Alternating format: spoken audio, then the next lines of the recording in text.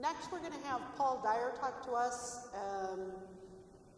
He comes from a company called W20, which is not H20. I know what that is. This is W20 Group.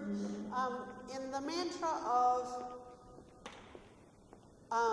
cheaper, faster, better, he's going to talk to us about faster. He's going to talk about how to get insights faster into things. IIeX is known for the two different slogans, the imagine it, see it, do it, about being disruptive, or if any of you saw the Oscar-nominated movie Trumbo, the McCarthy area, they talked about disruptive peoples being agitators, because that's what they were in McCarthyism, and we're kind of agitators in our little world. So there's the disruption and agitation taken to a certain extreme, and there's the faster, better, cheaper. And here we're going to have a good look at faster. So I leave you in the hands of Paul Dyer.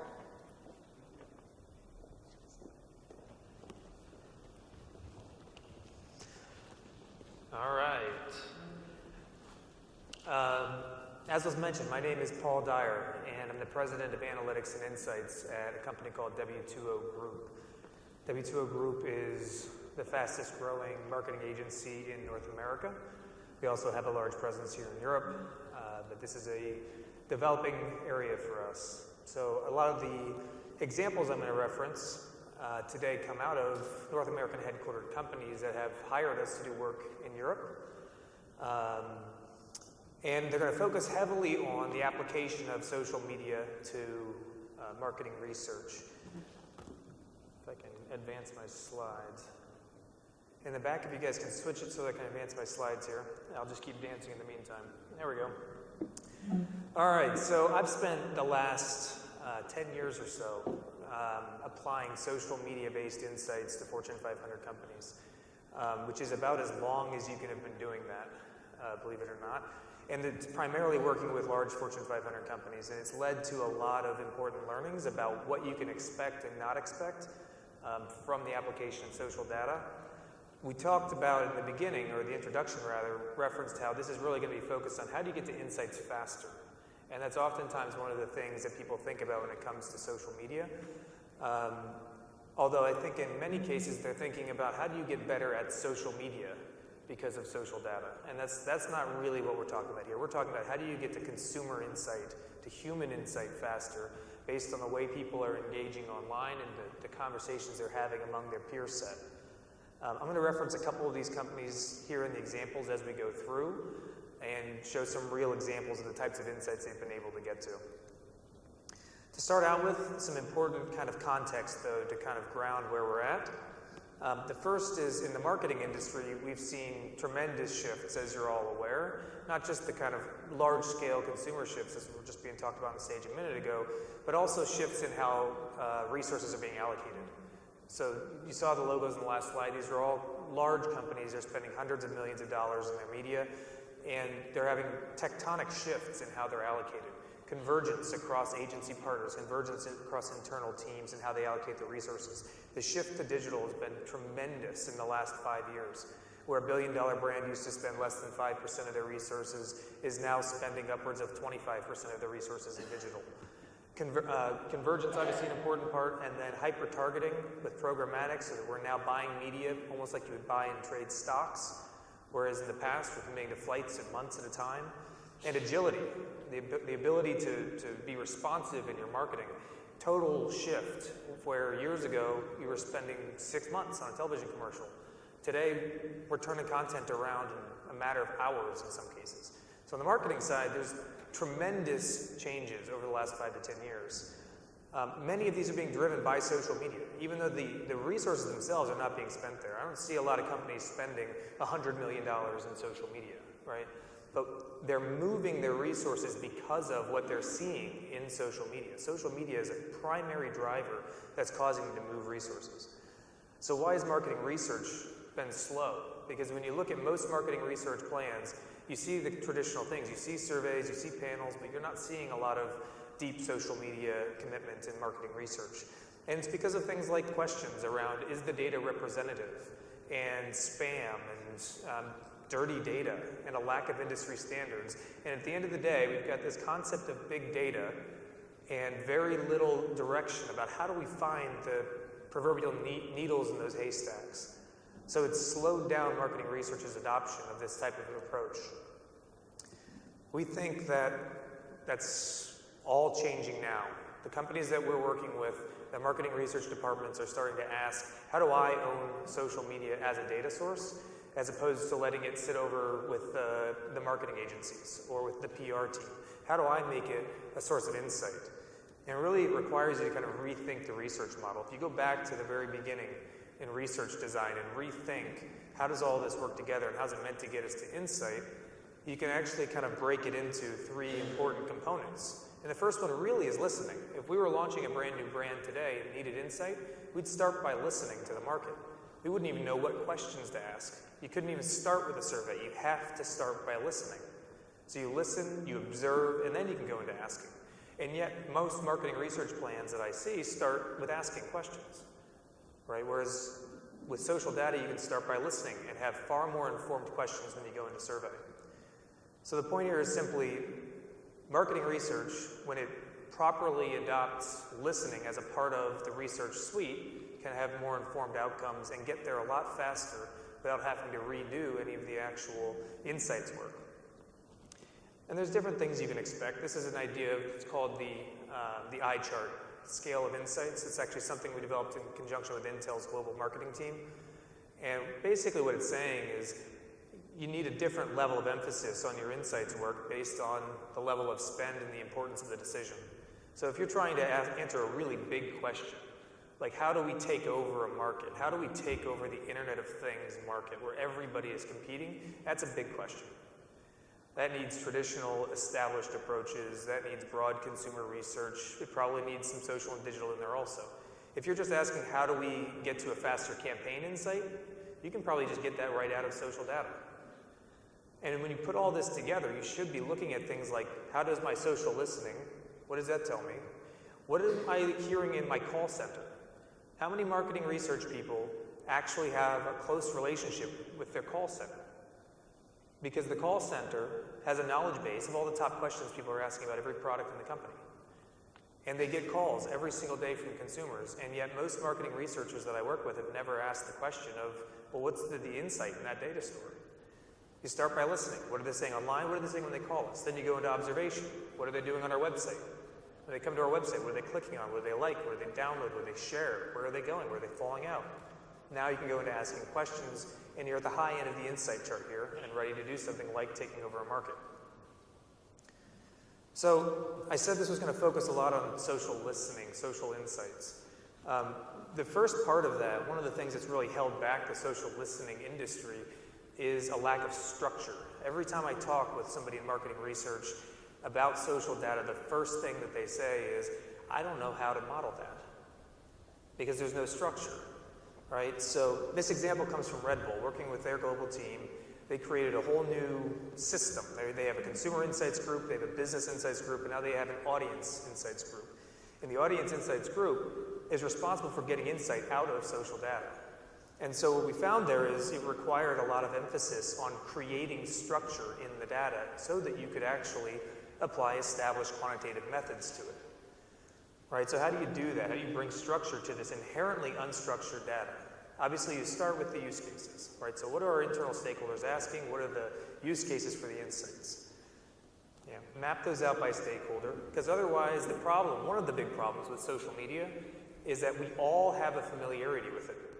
So none of your internal stakeholders, or very few of your internal stakeholders, probably know very much about how to properly conduct a research design or issue a survey or measure those results. They kind of have to take your word for it, and they can't really push back. When it comes to social media, though, everybody has ideas. They know what their kids are doing, they know what they've done, they see it themselves, and so they have all kinds of ideas of what they can do with it. And the problem is you have to be the one that kind of corrals that cuts it down and focuses it and says, no, this is what we're going to do by stakeholder group.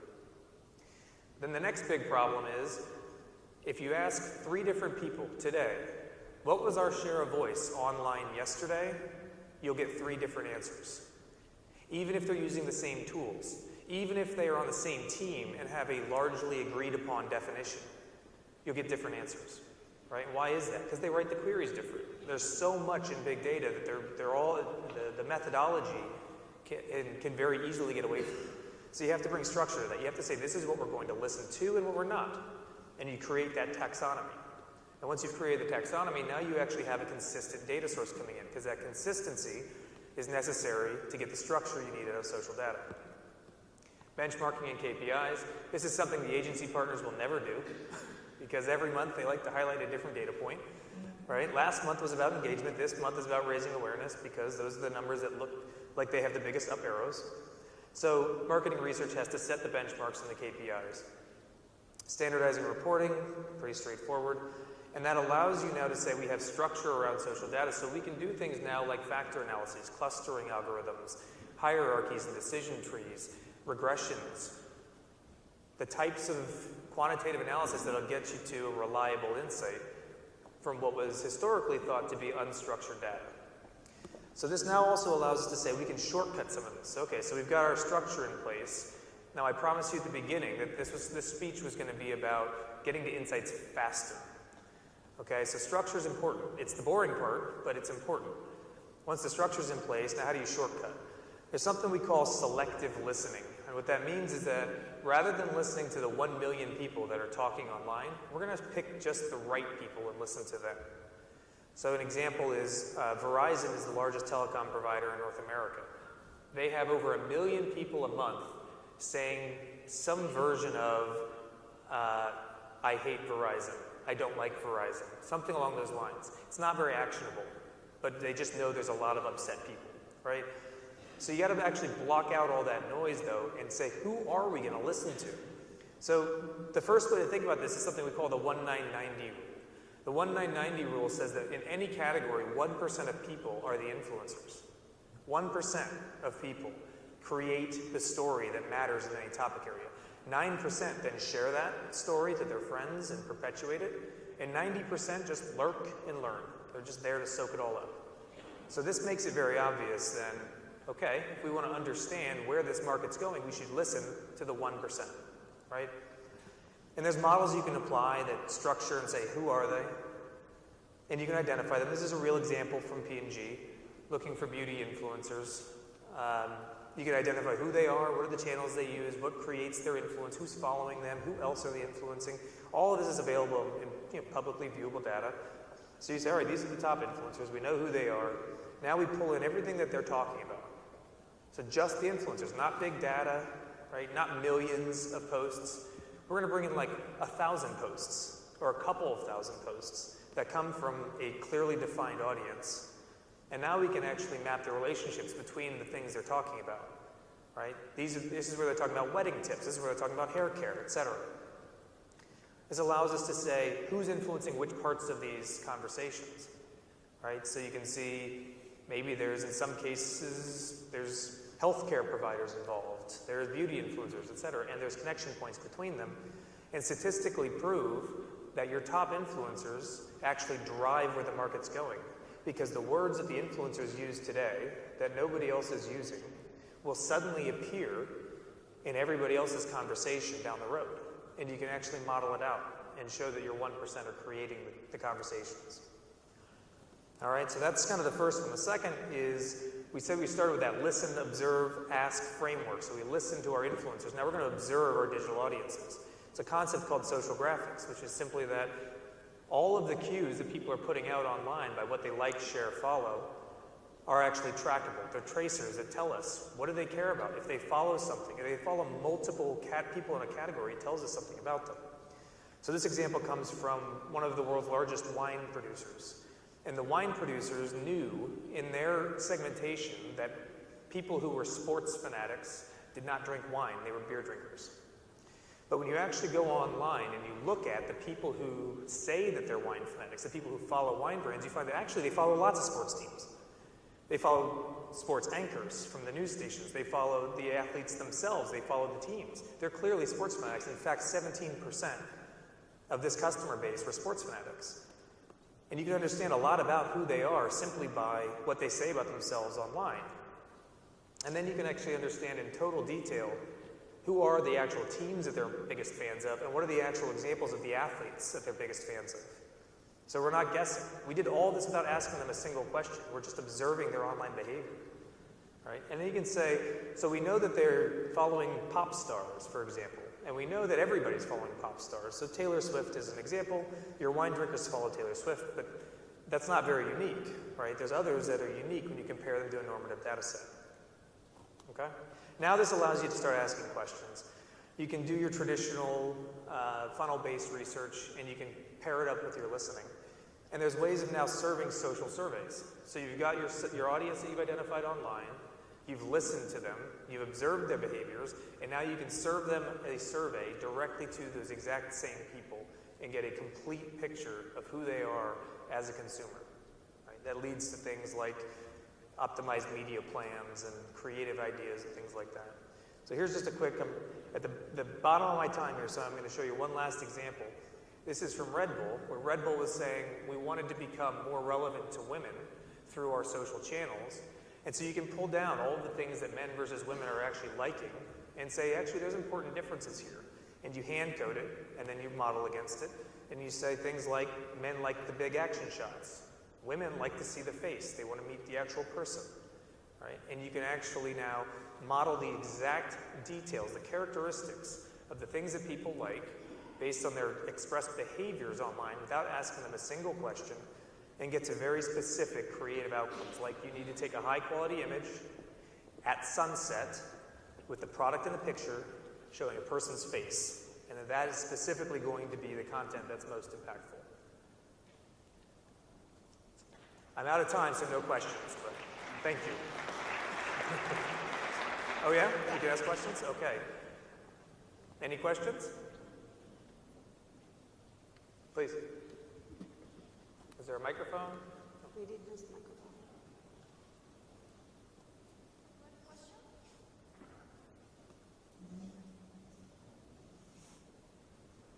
Hello, can you hear me? Yes. Hi, I spent 20 years of my life probably in the 1% influencer and having knowledge of that market and being part of it. So started with MTV when satellite television or cable was a new technology. So the technology changes, but it's always like chasing these 1% influencers. But my question is, with social media, started at the beginning and said quite rightly that the PR companies within how the budgets are spread from one brand onto all their agencies are one of the main guardians of social media, because a lot of, they'll PR a product, they want social hits, and they measure their success by how many hits there's been and people are talking about it. And recently, I'm not going to name the brand, but there was a product, a new credit card in England that was like completely slated by the 1% influencers. And why though? Because it was a silly idea for a credit card. And but the PR company would say, well, we were successful because we got a lot of hits. Whereas the fact that everybody was slating it, so it's a lot of hits, but it's really, really bad publicity kind of thing in a way. So because it's the same brand manager who would sponsor ultimately that agency for that card to get them the hits. So who is using your insights that are not PR hits on what people are saying, but it's again what people are saying, but for some other. So what's that insight for? Like, how would you? So I think the important thing there is to separate out. The PR team is going to need tactical measures. They need metrics about their specific campaign. The brand manager, though, wants to know what's really going to sell my product, right? So there's a disconnect there. There's something in between. So it's okay to let the PR agency track and say, we got this many hits, and you can push on them and say, well, were they positive hits, or negative? But really, what you should be tracking is, did it change share of conversation? Are more people talking about the product now than they were beforehand? What's our share of the overall categories conversation? And that's something that should be measured independently, right? So otherwise, it's a clear conflict of interest, right? So I think the measurement versus insights conversation is always a difficult one. I have found that for marketing research to take over ownership of social data internally, you start with insights rather than measurement, because the agencies are already kind of applying their own metrics. They're pitching a lot of things around how they're going to measure social media, but nobody's bringing real insights to the brand team. So you start there and you say, I'm going to be able to find you better, deeper insights about how to target the influencers, how to find the ones that are going to be more effective, how to optimize your creative campaigns. Now, once you brought in the insights, then you're naturally in that position to offer to do additional independent measurement. Do we have one more question? We have time for one more? Another question? I can't see, so you have I'd to say be it's really, dramatic about it's it. hard to see up here. All right. All right, well, Nobody shouted. thank you very much, Paul. I just want to say that even though the headline here was about doing faster, when I put on my former client hat, I was stunned that there were 17% of wine consumers being sports fanatics that the wine company here hadn't taken into consideration. 17% is huge, and I'm in that group of wine drinkers and sports fans, so I'm really glad to know now I won't be forgotten. But those are the kinds of things that can really move mountains. So yay that it was faster, but amazing that there's a whole new segment in there that was being given away to beer. Okay, next up, thanks. Next up,